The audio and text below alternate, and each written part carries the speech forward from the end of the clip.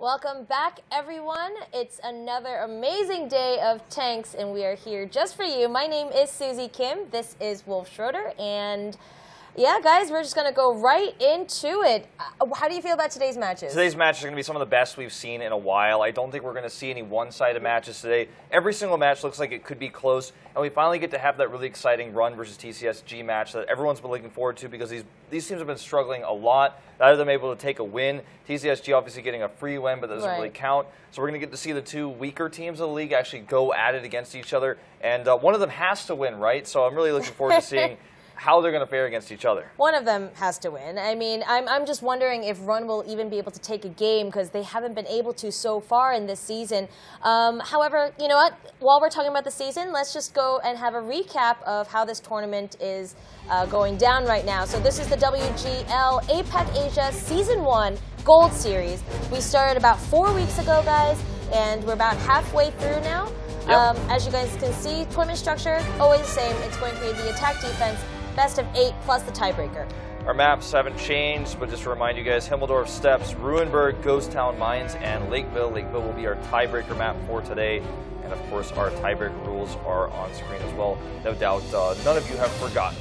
Well, people could have forgotten, so we're just going to let you know. No, but basically, if you get to a tiebreaker, right, if you get to a tiebreaker, everybody wins, in a way, because the winner gets 2 points, but the loser also goes home with 1, which is a really good deal, actually. Better than getting nothing, right? Absolutely. It's usually the way to at least deny your opponent 1 point for the win, because you're not going to get a straight-up win just in general. So yeah, and I mean those points are really important, as you guys know. So the grand finals for APAC-ASIA basically is going to be 1 team from Korea, 2 teams from Asia, and now they've actually included the Chinese teams also. So we're going to have a team from the Chinese servers to make it even a more exciting finals, really. Yeah, I'm really looking forward to it. To find out who are the best teams in Asia right now. Elong obviously having a reputation with their performance in the World Finals.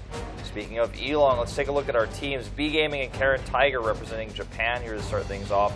They've got Elong, Horsemen, Immortals, Run, Team Efficiency, and the Coalition Singapore. And Team Efficiency, they're representing Australia and everyone else from all over Asia, really. And I mean, it looks like the strongest teams right now, that they're up on top of the top 4 teams, even in icons, right? And yeah, I'm really looking forward to that last game, man. Run versus Coalition. We'll have to wait and see which one of those 2 teams comes out on top, Susie.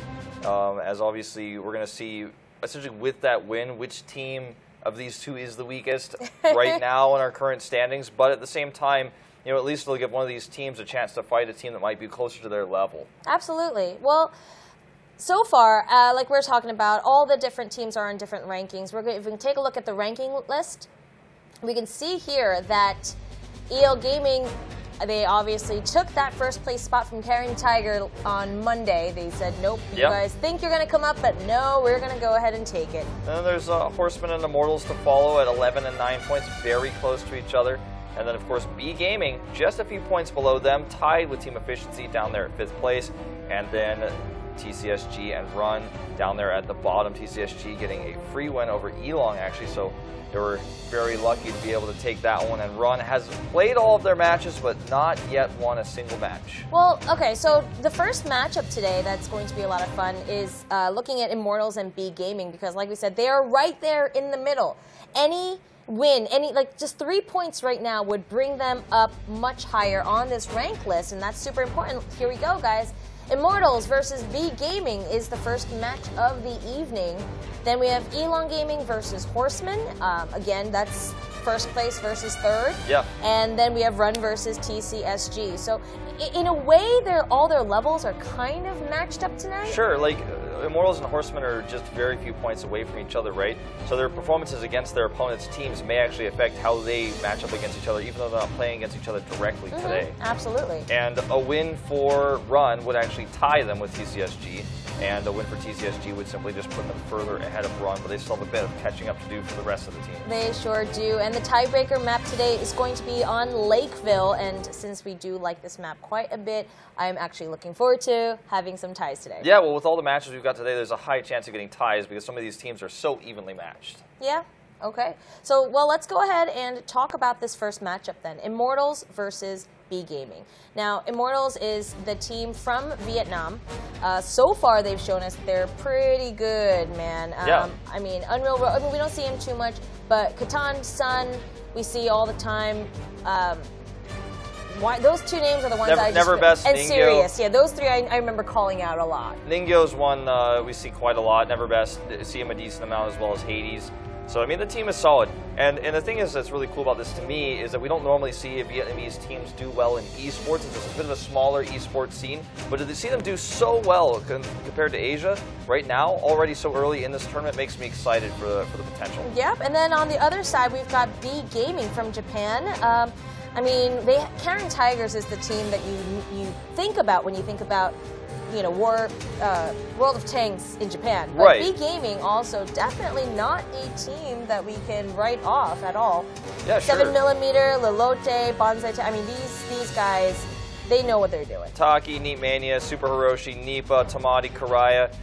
We said this before, but besides Paper and Jin, we see all these guys rotated out quite a lot, and we even saw both Paper and Jin last time they played, so they literally field everyone on the team, and I think that's really cool. They obviously have a very big lineup of players that have different roles and very different specialties. Yeah, and they definitely know how to work together. The synergy on this team seems to work really quite well, depending on the maps that they have and things like that. So, I don't know. Predictions, Wolf?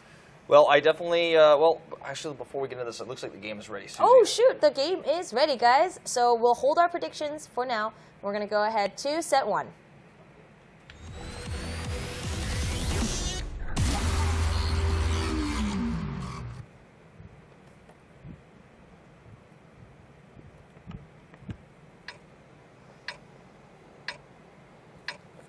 Welcome to Himmelsdorf, ladies and gentlemen. It is Immortals versus B Gaming, and B Gaming is going to be on the defense first. Wolf? Let's talk about these tanks, Susie. On the attacking side, we've got 2 AMX 5100s, 3 IS-3s and an IS-2, and the Bulldog, of course. And so just filling that one out with 2 Tier 7s. And then over here on the right side of things, we've got 2 MX 5100s, 3 IS-3s, as well as the Borsig Waffen German tank and the AMX 12 ton. So both of these teams bring a bit of a unique lineup because we don't normally see the IS-2 on this map. Okay, so we can see this map here that B Gaming is going to head over to the west side, and everyone's just kind of taking position while the Immortals, they're going to spread out a bit on the southern side of this map. Yeah. And right now, the AMX 12 ton, of course, in that courtyard, going to be the spotter on this map. So it does kind of continue to check around. It's going to actually spot that IS-3 here in just a second. Looks like that's Jin. Oh, no, it's actually Lolita. Lolita on the 12 ton, and obviously the 12 ton being utilized here as a spotter. He's all the way right smack in the middle of this courtyard. You can see him hide. Look how small he is. He's just hiding in a bush, and no one can really spot him easily. But you know what? He's allowing his team to be able to have that visibility. Now, Tamati on the 5100 causing a ruckus. He wants everyone to know where he is. Yeah, he's moving around towards the back of those railroads, that back path. There's a left side capture point. And the other AMX 100 is poking down towards those roads. So here's Tamati, of course, just pushing through these gates. A really strong, tight formation for the Immortals in that the most tightly packed part of this map is trying to prevent the tanks from moving into that location where they can more easily control the area and secure a capture. So at this point, you know, the coverage for B Gaming is going to make it very tough for the Immortals to secure that location. And they are slowly moving around. Here's Reaper and Sun. They want to maybe get a shot up on Lolita, but he's too well positioned. He's behind that fountain.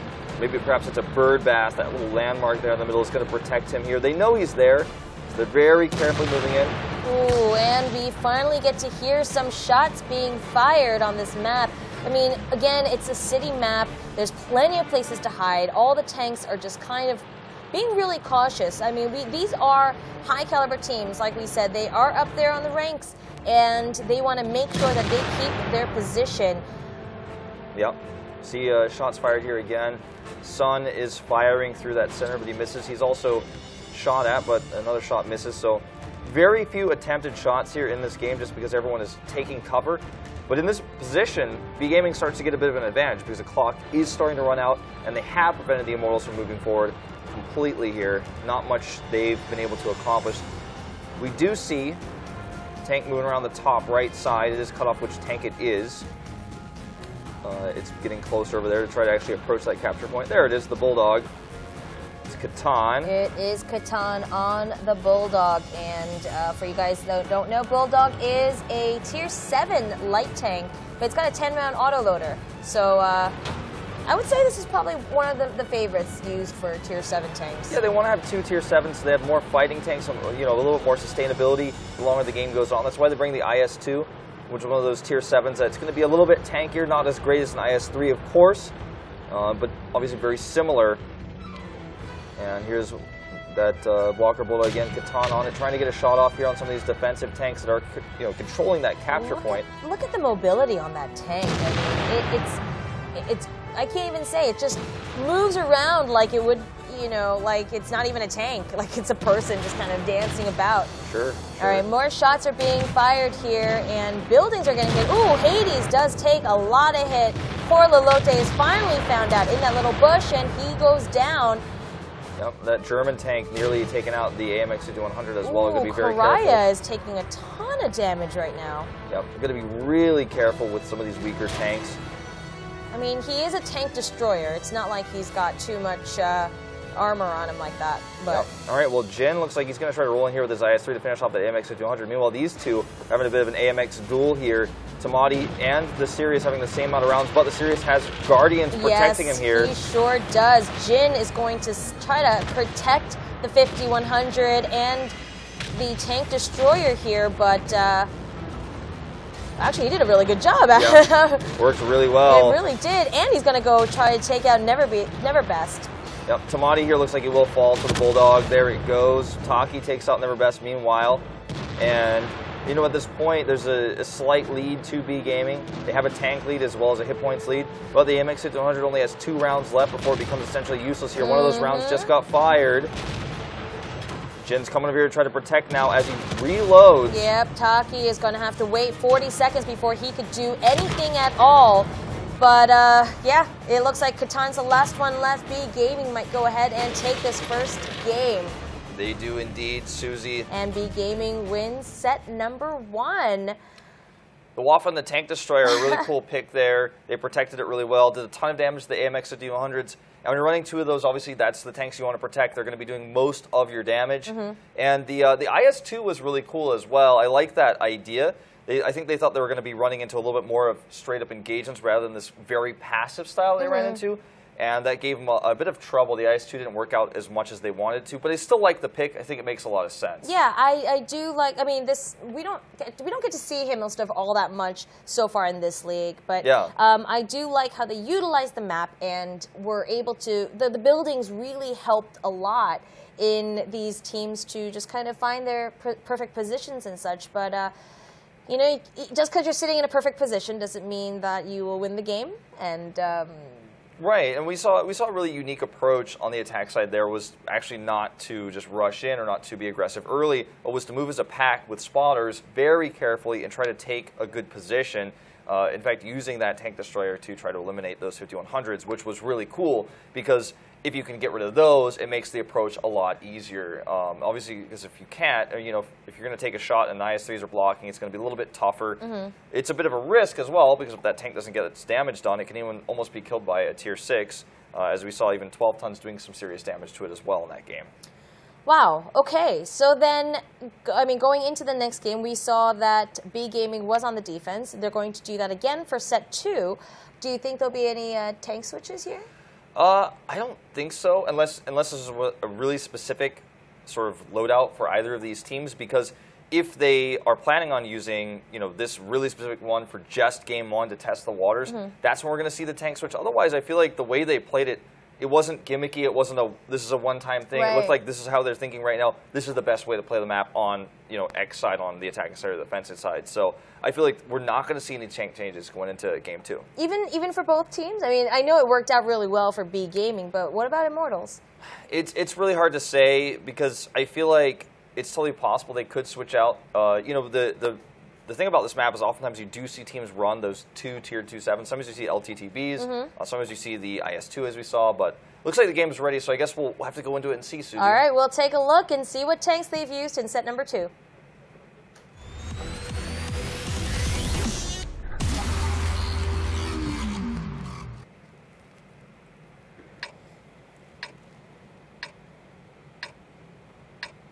Okay, guys, set number 2 has begun, and it looks like they have exactly the same tank lineup. Yep, bringing the same ones. The IS-2 and the Bulldog, the Waffen, and the AMX 12-ton. And so, let's see if they decide to approach this the same way, the Immortals that is. Are they going to kind of group up carefully in the center and, you know, just not try to rush things too much?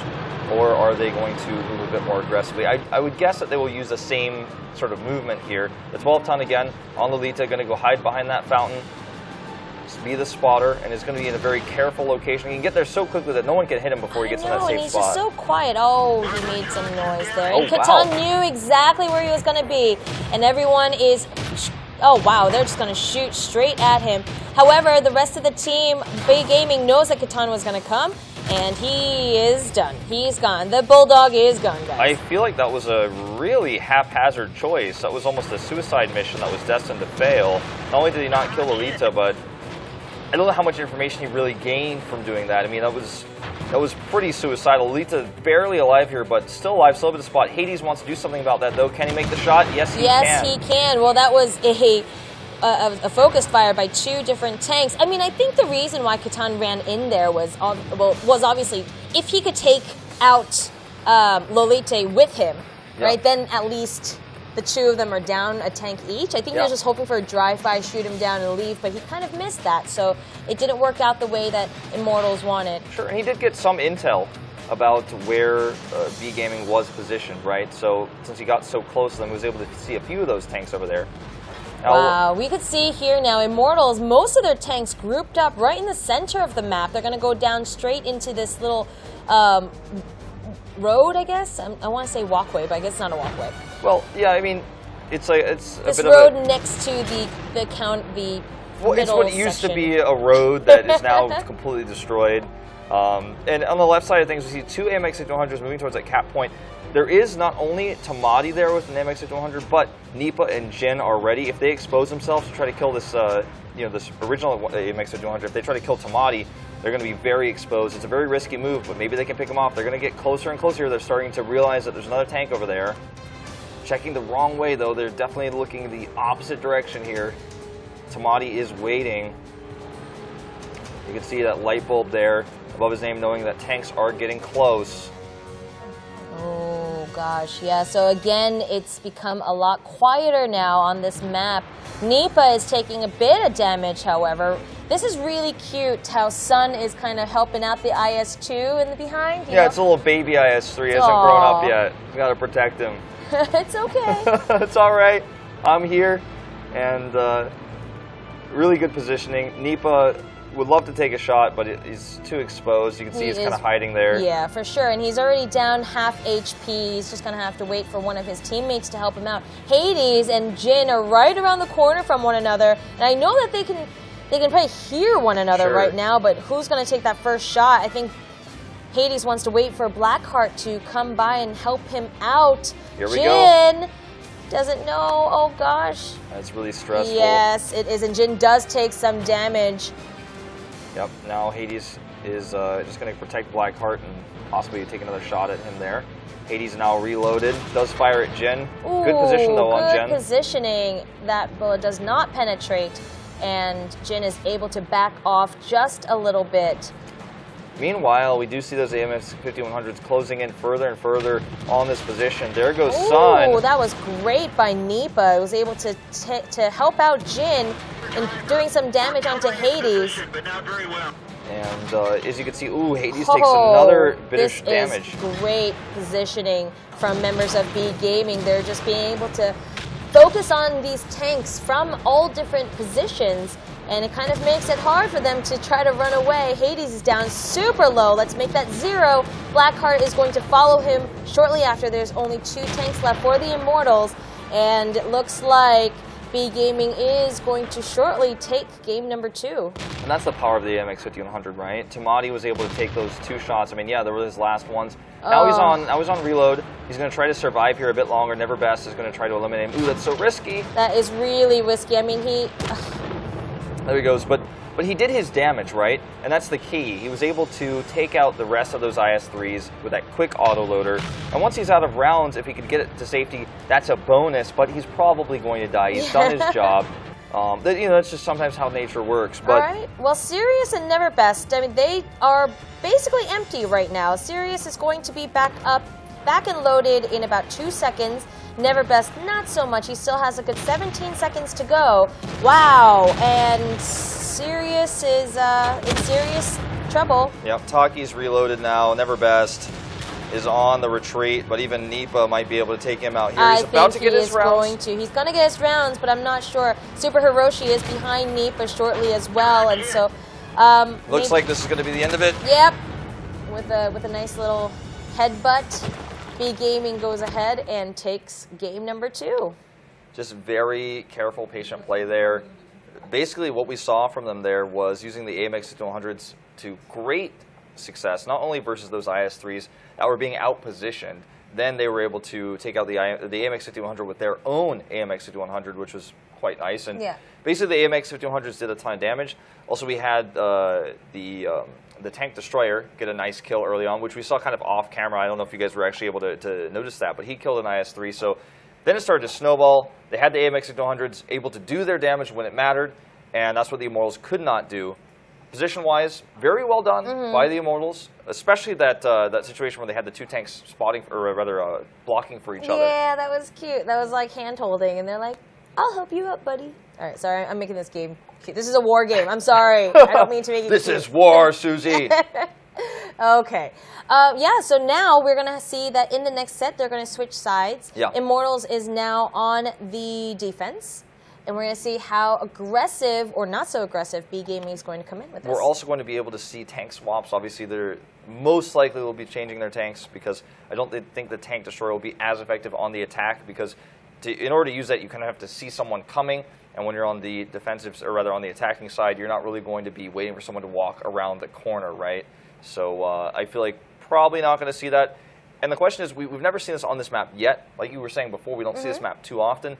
But I really wonder if we're going to see it at all, or if it's because, is this the standard in Asia right now? Are people using this tank on this map all the time? Or was that just simply a B Gaming type play? I don't know, man, because again, this is the first time we've seen that tank destroyer on this map. You know what I find funny is I know how much you dislike the AMX 5100. Yeah. Because well, you always tell me that. But on this map, it's particularly good. Can you explain why you feel that way? So I'll talk about this a little bit. So this is a city map. Obviously, it's a map where there's a lot of narrow choke points and a lot of streets where you can simply just hit your shots easily. If you look at a map like Lakeville or a map like Steps, which we very rarely see AMX 5100 on Steps, but we have seen it before, it's a map where you're more likely to miss, someone's more likely to block for you, and then you have nowhere to run and nowhere to hide. An AMX 5100 can poke around a corner, blow up an IS-3, and then go around the corner where no one is ever going to be able to find it and punish it for its reload, which we saw in that game when they took out the IS-3s. It was Tamati who took out 2 IS-3s. He was able to do that and then escape, and then by the time anyone was able to engage him again, the 43 seconds had passed, he was reloaded. All right, guys. Like we said about B Gaming, they really like to swap in and out their players. So now I'm getting notification that 7mm and Neat Mania are going to come in for the roster, while Nipa and Karaya are going out. So it must be favoring using them on the attack versus the defense. That's what I'm thinking too. And B Gaming has always been pretty successful, even with all these roster swaps. So yeah, it's never a roster swap where sometimes you see a player, someone goes on the SPG or something, or it's like, okay, he's for this specific tank, or something like that. Or sometimes you see players though, which is like, this player's having a bad day. We're gonna get him out of there. We never see that with B Gaming. You see solid players that are having a great time switched out. And at first, it would confuse us. We'd be like, "No, I thought Nipa was fine." He's great. Nipa was great in that last game. And then you see the new guy come in, and you think to yourself, "Oh, well, they're just swapping out because clearly this guy is a specialist for this map because they're both doing just great." It's really cool to see, and that's why we mentioned it when the roster came up, because they literally use about every single player on their roster. They really, really do. We did see Jin, a player that we don't see quite often, but he's obviously staying right now. And Paper, the only one we don't see as much, but we've even already seen him. Like, we've seen all of the players play, and that's pretty rare for these teams. It is. So excited to see what their lineup is going to be. Obviously, with different players, there's probably going to be different tanks. And if they're going to play a more aggressive style, I'm wondering what kind of tanks we'll see. Yeah, that's what I'm wondering as well. I'm trying to think of how they might mix in using a 12-ton on this map, just because I think it's a good pick. It's faster, and rushing down, as we've seen already before on this map, the fountain in the middle is really important for defense. So I'm guessing that we're going to see the Immortals utilize that as well. If they don't, I'm really curious to see what they're going to put on that tier 6 spot, because it seems to be the best way to approach the map. You get in there, you get vision, your light bulb's going off, you're totally protected because the fountain kind of curves a little bit, so you're protected on multiple sides. But I'm wondering why the 12-ton, you know? Like I know it's a tier 6 lightweight and all, but okay, we'll take a look and see what the next tier 6 is, if it is a 12-ton or not. And we're going to go straight into set number 3.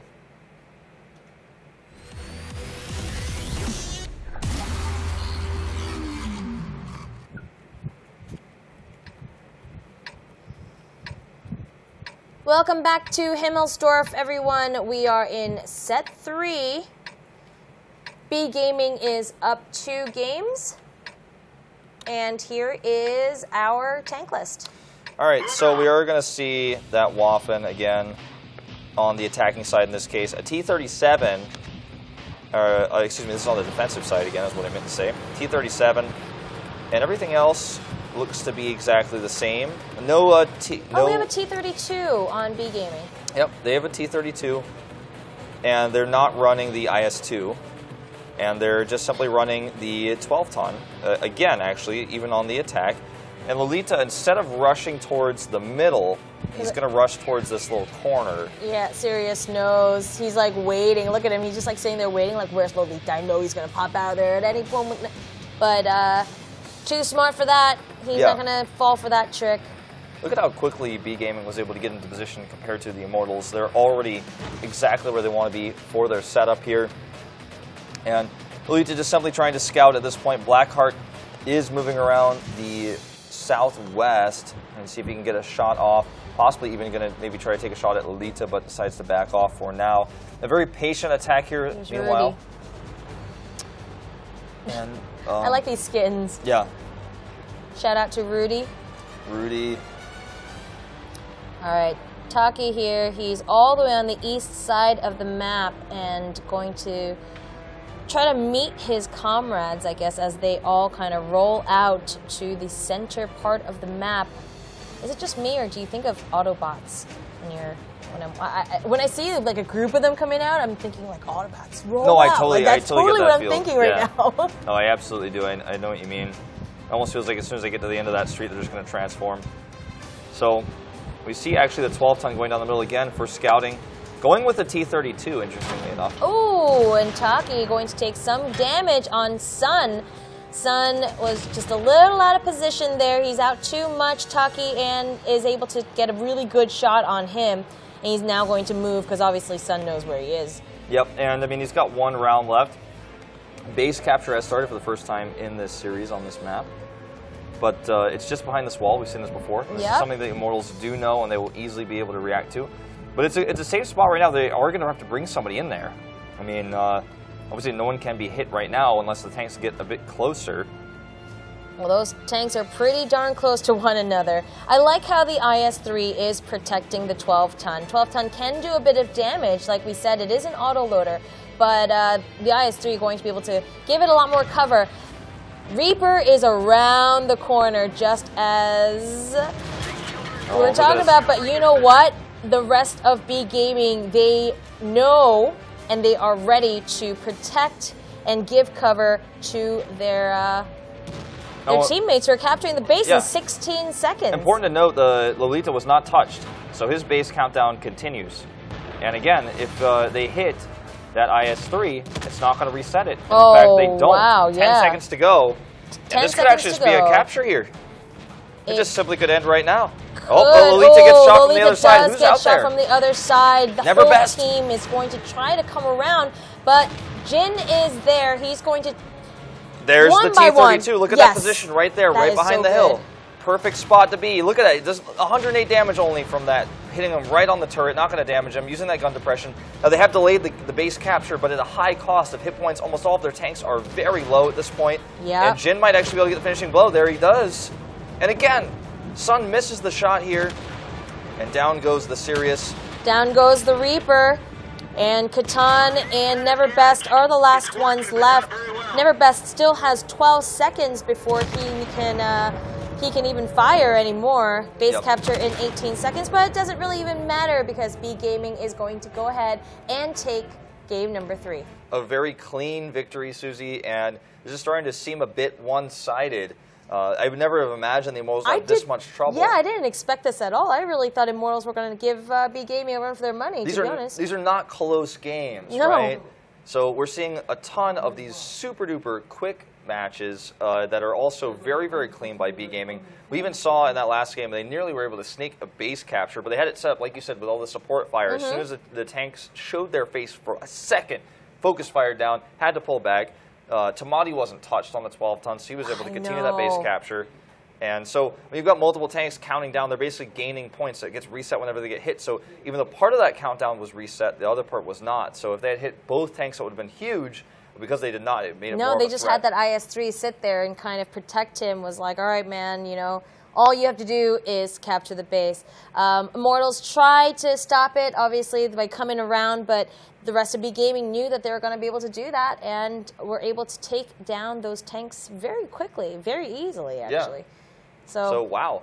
Well, we're going into our fourth and final set on Himmelsdorf coming up next. Do you feel they're going to change things? Because I really don't, but I feel like maybe they should.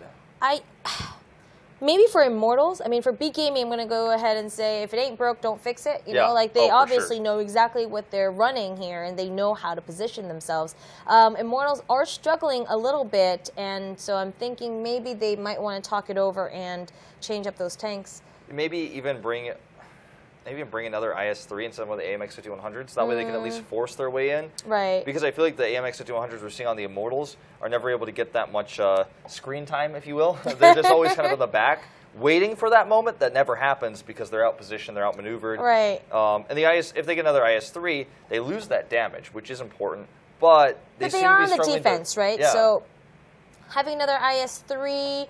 yeah, actually, might help them out a little bit. At least they can like body slam each other. It would be, and I'm doing this very theory craftingly because that would be completely understandable to see just simply one AMX 5100 on this map. You need two for that damage in most cases. I'm just really trying to theory craft for them here because I'm really worried about their chances going into this, because when we go into the next map, which is going to be Mines, which we've already seen B Gaming is incredible on. In fact, had their, in my opinion, best series of the tournament versus Karen Tiger, where they ended up playing the second map being Mines. And they were down. They know how to come back. They're really good on that map, so you don't want to go into that map once we get to Game 5, and if Immortals is down 0-4 at that point, I mean, I don't think... Momentum-wise, it's very difficult to come back. Your morale is hurt. It's a very, very bad feeling, if you will, just going to a series like that. So I hope that either if they don't change their tanks, they can at least take a map here. They can at least get something going for them, because as it is right now, not looking good. All right, well, let's see if they can pull and get at least one game win here in set number 4.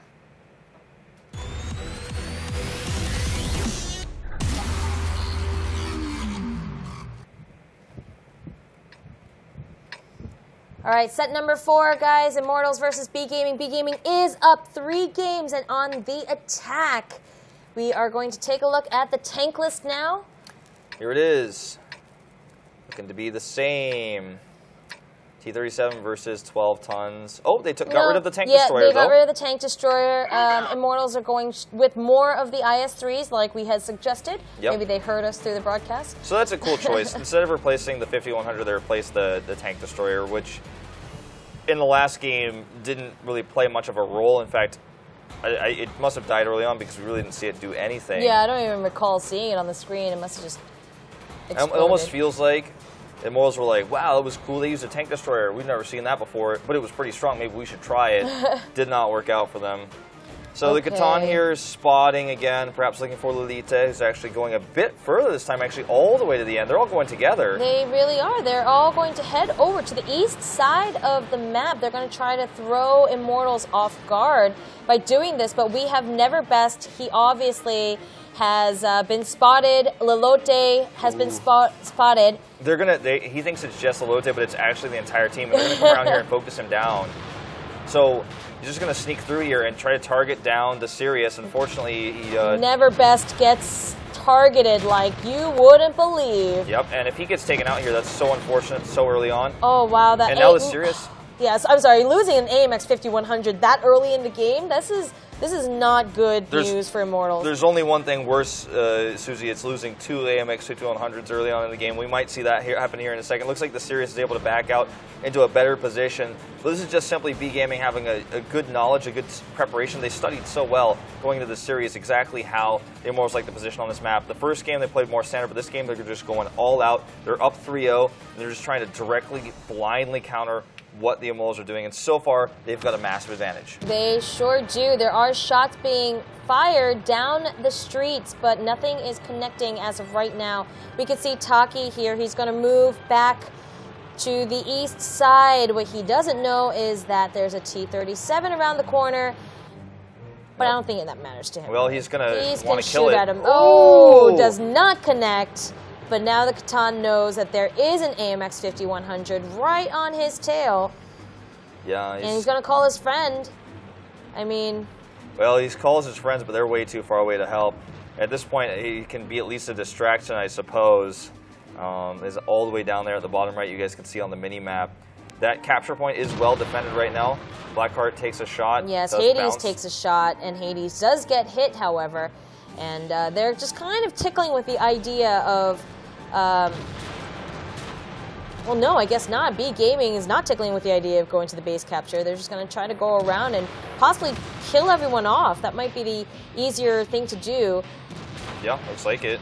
Moving in here already. Neat Mania doing some damage. Sun is taking a lot of damage from all sorts of different angles right now. Taki takes a great shot on Reaper, and he's got one more shot left. Nearly finishes Reaper off. Reaper is getting so flustered here, and B Gaming takes a massive lead. The AMX 5100s are out of rounds, but it doesn't matter because they're not needed anymore to finish this off. Yep, Neat Mania is going to try to finish off Sun now here. And he should be able to do it as long as he doesn't miss. Good positioning here by Sun. Can he get one more shot before he goes down? Yes. Oh, Hades comes in here and trying to turn it around. But the rest of Immortals trying to come back. The reinforcement for Sun really helped out, and now the game is a little more even. We have 3 members of Immortals left and 4 for B Gaming.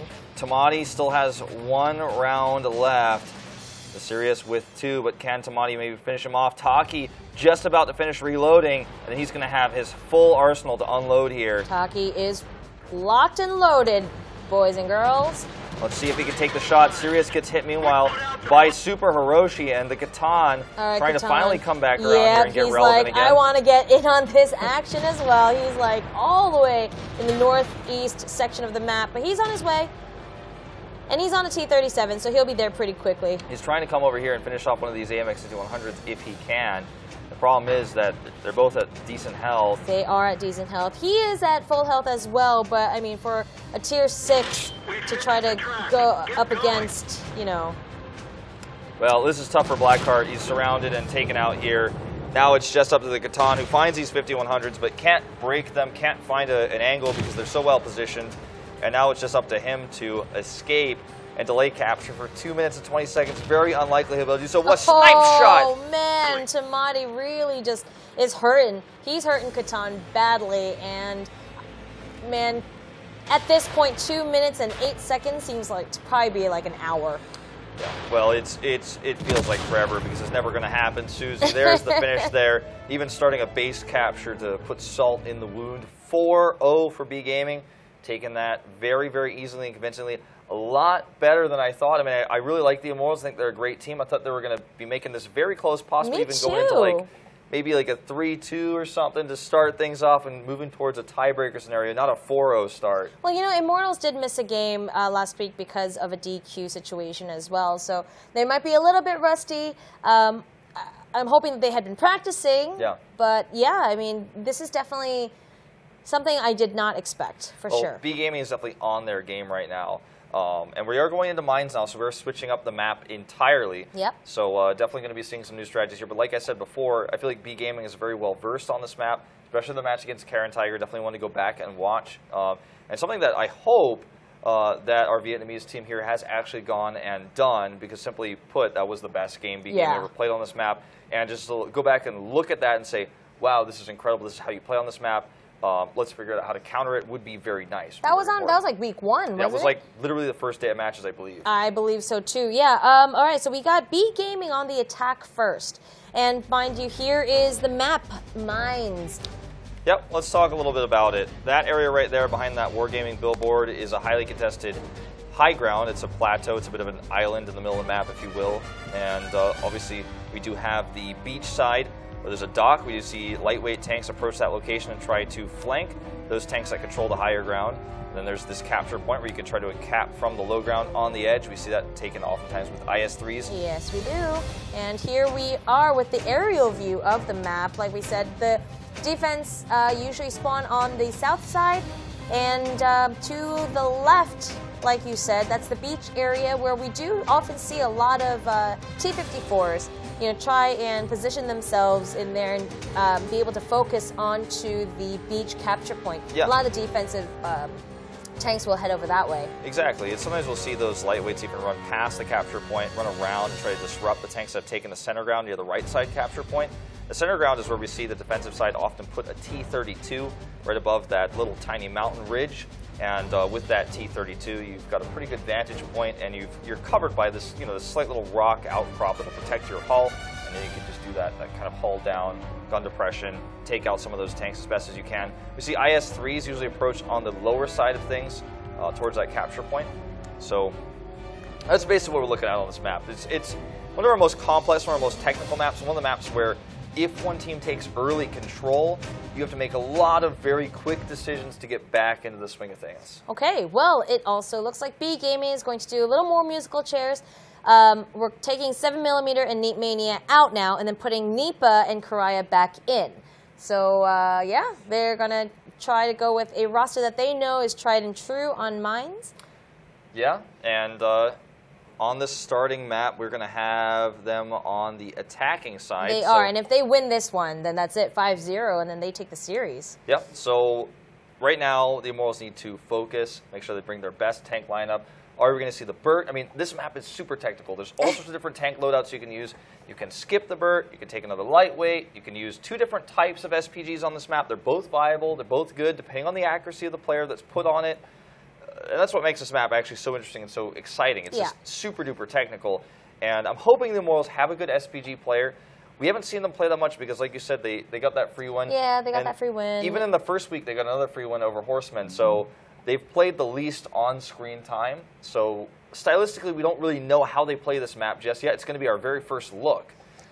So I'm hoping we get to see a good first look. But compared to how they've been looking and what we know of B Gaming, I'm going to say they've got their work cut out for them.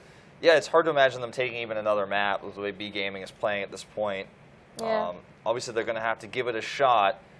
I hope that they have someone that's good on one of these SPGs that can delay the base capture, and they also know how to handle that rotation with the lightweight tanks around the beach, because those are the things that we see change games the most on this map, especially on the defensive side. Yeah, definitely. And, I mean, they are now choosing tanks right now, and we will probably get into the game pretty soon. Yeah, it shouldn't be too much longer. I don't blame the Immortals for taking some time, though. I was pretty sure they're taking this time to talk about the strategies of what they want to do. They know that if I lose this, then that's it. They're done for the day. Yeah, so very, very tense. Would be great for B Gaming to win like this and take their 3 points and go back towards the top. Especially getting closer and closer to Karen Tiger, their sister team from Japan, to take back what they stole from them early on in this tournament. I really love the story between Kara and Tiger and B Gaming, how they started off really close to each other in the beginning, a really close match and with the tiebreaker, and then they're both kind of chasing each other always towards the top, and Elong's up there with the crown just waiting for them. Well, Kara and Tigers did take it from Elong for a while. That's true. They went ahead and had that #1 spot for almost an entire week. That's part of their fault. They didn't show up versus Singapore. If they had shown up, I'm pretty sure they would have been sitting there on the throne. This is like the Game of Thrones. It is. It's like Game of Thrones, Gold League, Asia, World Whoa, Tanks. whoa, it's blowing my mind. Written and directed by Wargaming. But yeah, so just looking at the lobby. It's just they're getting ready now. Tank picks going on, making sure everybody's ready, checking latency. All of these things are really important going into a big match like this. The Immortals might also be having a lot of discussion time right now about what tanks they want to pick. I'm sure they've been given, every team has an allotted amount of time they can use between games to sort of sort things out, because there might be some frustration going on in the team house, or, saying, should we swap somebody out? Or somebody's saying, listen, I'm playing bad today, I got to get out of here. Like, somebody else got to do it, and they're like, all right, well, who's ready? Who's on? Who's ready for this map? Who's our mines guys who got on sub? And, of course, especially for on the defense, because that's how they're starting out here. I'm thinking that, too. I mean, Immortals right now, I wonder if they're thinking of subbing out someone else. Maybe the morale just must be... I know myself, and when I play video games, and if I've lost 4 in a row, like, that would just really tilt me pretty hard. How do you think these guys are handling it? Well, there's a lot of different ways to handle it. One way is saying, like, is to simply accept that they've lost today, calm down, and try to focus on, and like try to remove the pressure, because sometimes you can start to come back and get that momentum back. Another way is to just everyone like lets out their anger, but hey, let's take our anger and move it towards this. We've got to win this. We can do this. We screwed up, but let's move forward. All right, well, we will see if that's exactly what they're going to do. The next game is ready, and we are on Mines.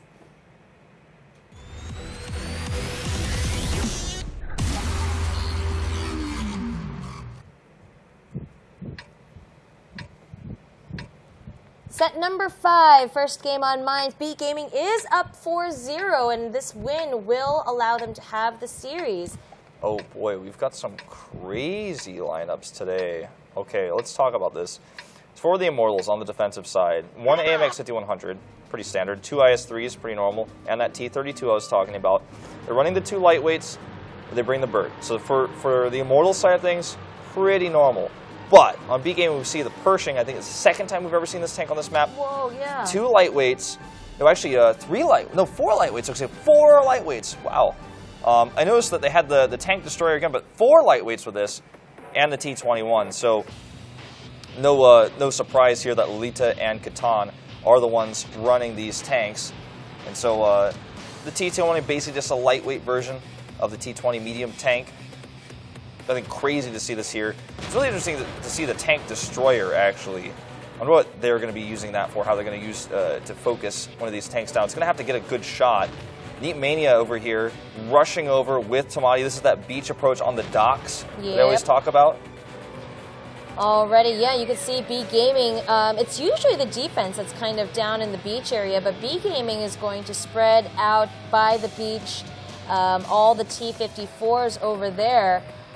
I'm really curious why they're using the T21. I mean, even for a light tank, has pretty poor armor on it. Yeah, it's almost like they're just simply using it based on its positioning right now, to just cap the base when it gets closer to cap. That surprise cap where the cap is like 10 seconds. You think you've got some time, and then suddenly the second tank in there, it goes to 5 seconds, and you're in trouble. So let's see. The positioning here really good for the Immortals with their IS3s, the standard high ground location. They bring the Sirius with them as well. And he's actually, I think, trying to find out if there's a second tank over there, because they may have had a spot from that on Tamati. Hades is a little too far out. He's going to take some damage there. And Correa does get stopped. But the base capture, having one tank out there, all alone like that, Catan's doing pretty decent on the bird. Yeah, so far pretty accurate. He's taken several shots on Correa already. Lolita in a really interesting spot. It's almost as if he's trying to see if the tanks have moved. You know what's really interesting for me right now is that nobody is on the island, like the higher ground, up on by the mine. Yeah, we almost always see people trying to do that. I think it's because of the big commitment of the lightweights towards the beach and the docks, and it's forcing Immortals to respond, focusing most of their efforts on the defense at that location instead. It seems to be more important because they could rotate down easily to that west capture point as well. The Pershing here, again, just trying to get some shots over here, but no one found yet. Hades so low. Oh, he is so low. Lolita's trying to see if he can get some kind of visibility on him, maybe take him out a little bit, but he himself gets spotted. Yeah, I think he actually got hit by Sirius. Yep. Sirius is the one who was able to see him. Yeah, there he is. Reaper goes down the T-32. I mean, this is really not looking very good for the Immortals already. And as you can see, Blackheart here trying to poke over, but this is such a risky spot. You don't want to ever get hit underneath your turret. You know, if you get hit right under that, you're basically, you might just get critical hit and explode. So a very risky move there to spot. But with 2 tanks down, the lack of vision is becoming very, very important here, very apparent as well. You know, I am very surprised by B Gaming's tank choices. Oh, let me hold that thought as Neat Maniac goes around. He's going to kill the bird. He's assassinating him here. Wow, he's just going to kill off 2 tanks in one go. That was very well done. Immortals are down to 3 tanks now. Sirius, Blackheart, and Neverbest. Ooh, that T-21. Does not look very good.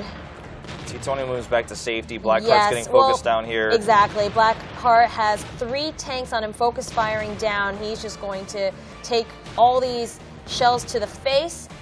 Neverbest about to run out of shells as well. Once he does, he's going to be useless. The Sirius, the only one left, and he looks like he's going to go down to Ram there, and now Neverbest, the last man standing. He's got nothing. He's got absolutely nothing. His treads are damaged as well. Yeah, for like 25 seconds, this guy is just going to have to run around and try to hide. But he's gone. He's a goner, Susie. No, he's a goner. Everyone's going to find him. Tamati's rams right into him, blows him up. That was an amazing kamikaze move. Well, that was just a fun way to finish that match, Susie. B Gaming takes the entire series flawlessly with a 5-0. No games dropped in the series. And really, not a single game did they look weak or vulnerable.